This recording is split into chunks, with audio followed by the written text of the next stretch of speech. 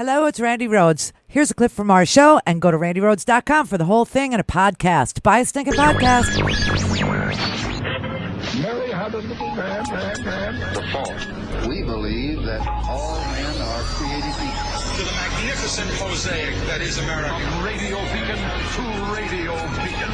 I have a dream today. Change has come to America. Believe me. Knock, knock. Who's there? It's a figment of your imagination. Randi Rhodes Show.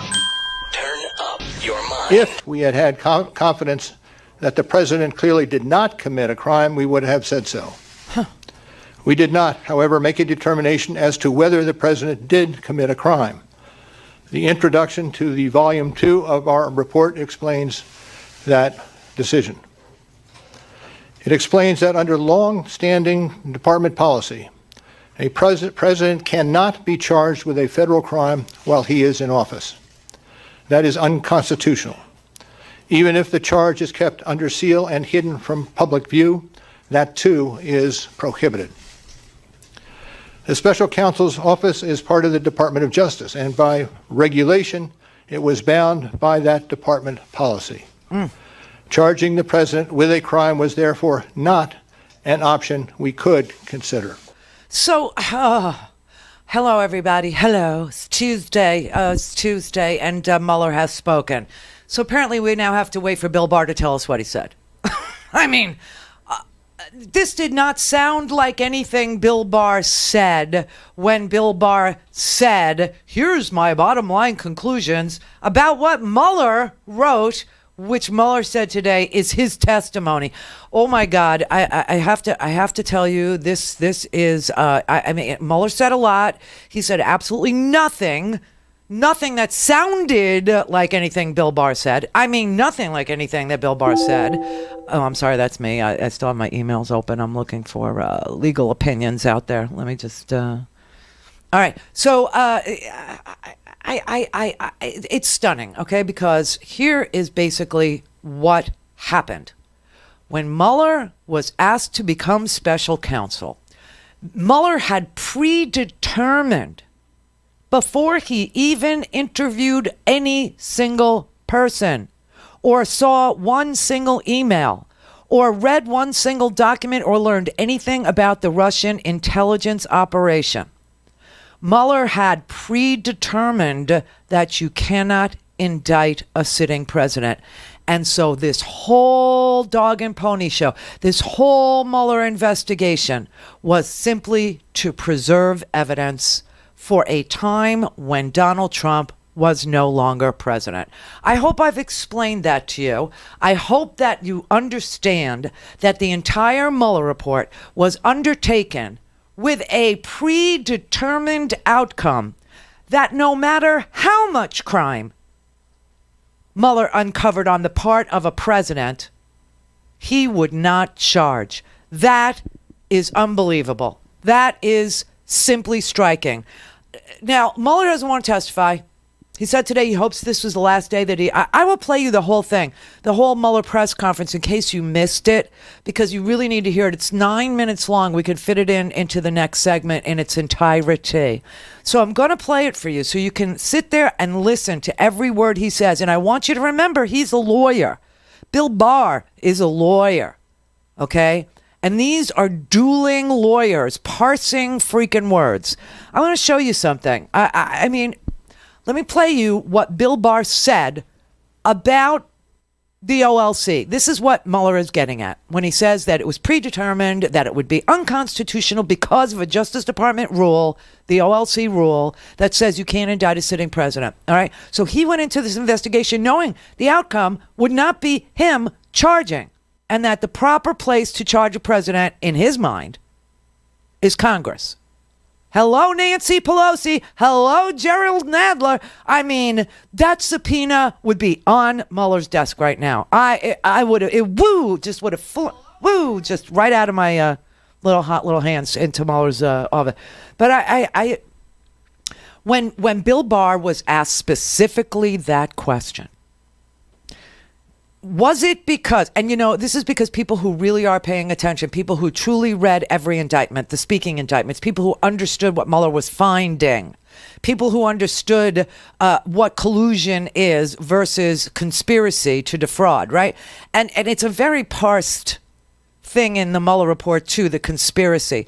See, Mueller finds that more than two people acted together in order to interfere with the election. He understands that more than two people. He understands that the Trump campaign and the Russian government did things together. What he says in his report, though, is they didn't explicitly agree to each other's terms, but that they did act together. And in his opinion, conspiracy involves more than two people taking an action. That, to me, is bizarre, but it also goes to show you that he was never going to charge a crime. Okay? And he said as much today. He was never going to charge a crime. But the reason why he would never charge a crime is because of the OLCO opinion. And he goes to great lengths today to say, well, I work for the Justice Department, so I'm bound by that Office of Legal Counsel decision. I'm bound by the rule that says you can't indict a sitting president. So I did this to preserve evidence. I did this when, memories were fresh, so I could write it down, so I could memorialize it for the proper place for a president to be indicted, which is Congress. Here's the part where he says that. The department's written opinion explaining the policy makes several important points that further informed our handling of the obstruction investigation. Those points are summarized in our report, and I will describe two of them for you. First, the opinion explicitly permits the investigation of a sitting president because it is important to preserve evidence while memories are fresh and documents available. Among other things, that evidence could be used if there were co-conspirators who could be charged now. And second, the opinion says that the Constitution requires a process other than the criminal justice system to formally accuse a sitting president of wrongdoing. Okay, so you follow this? Only Congress can indict a president.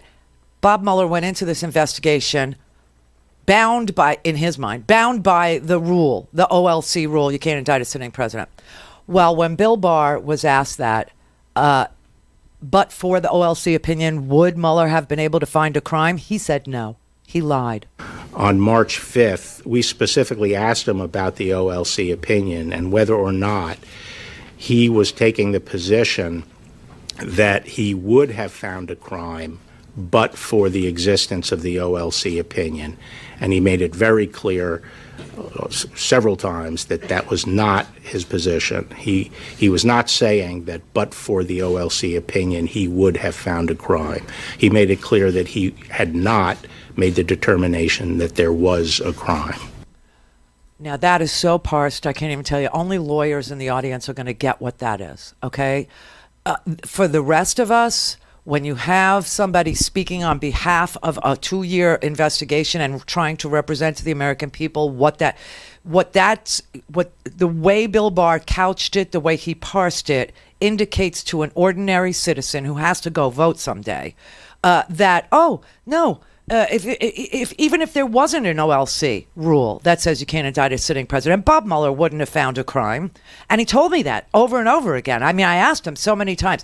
Well, Bob Mueller handed out to reporters after his little resignation. This was basically him resigning from the Justice Department today and closing the Office of the Special Counsel. That's what this was, okay? And Bob Mueller gave a handout to reporters after, because the reporters all wanted to know whether or not Bill Barr lied about that fact. And Mueller said, well, it was the Justice Department policy, and those were the principles under which we operated, meaning the OLC predetermined that he could not indict a sitting president. And he said, and because of that rule, we concluded that we could not reach a determination one way or the other about whether the president committed a crime. And then he said, this is the office's final position, and we won't comment on any other conclusions or hypotheticals about the president. Oh, bite me, Bob. You have to come forward now, because we have an illiterate country that did not read your report, and for those of us who did, there was nothing new in that today. But you have to now explain it to a country of idiots, including Congress. Go to randyrhodes.com for the whole thing and a podcast. Buy a stinking podcast.